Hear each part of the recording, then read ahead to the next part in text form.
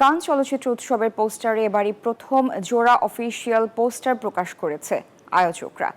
এতে স্থান পেয়েছে দুজন নারী পুরুষের আলিঙ্গনের মুহূর্ত।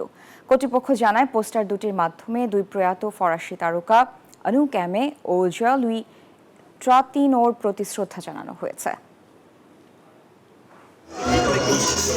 বিশ্ব চলচ্চিত্রের মর্যাদাপূর্ণ আসর কান চলচ্চিত্র উৎসবে প্রতিবারই থাকে নতুন চমক। এবারও তার ব্যতিক্রম হয়নি। ৭৮তম আসরের জন্য প্রথমবারের মতো ডুয়েট অফিসিয়াল পোস্টার প্রকাশ করেছে কর্তৃপক্ষ। পোস্টার দুটিতে ফুটে উঠেছে ১৯৬৬ সালের বিখ্যাত ফরাসি ছবি অ্যা ম্যান অ্যান্ড অ্যা ওম্যানের এক দৃশ্য। কর্তৃপক্ষ জানায়, এই পোস্টারের মাধ্যমে প্রয়াত ওই দুই কিংবদন্তি শিল্পীকে শ্রদ্ধা জানানো হয়েছে। ৭৮তম কান চলচ্চিত্র উৎসবের পর্দা উঠবে আগামী ১৩ মে, চলবে ২৪ মে পর্যন্ত। আর ভেন্যু সেই ফ্রান্সের দক্ষিণ উপকূলে ভূমধ্যসাগরের তীরে।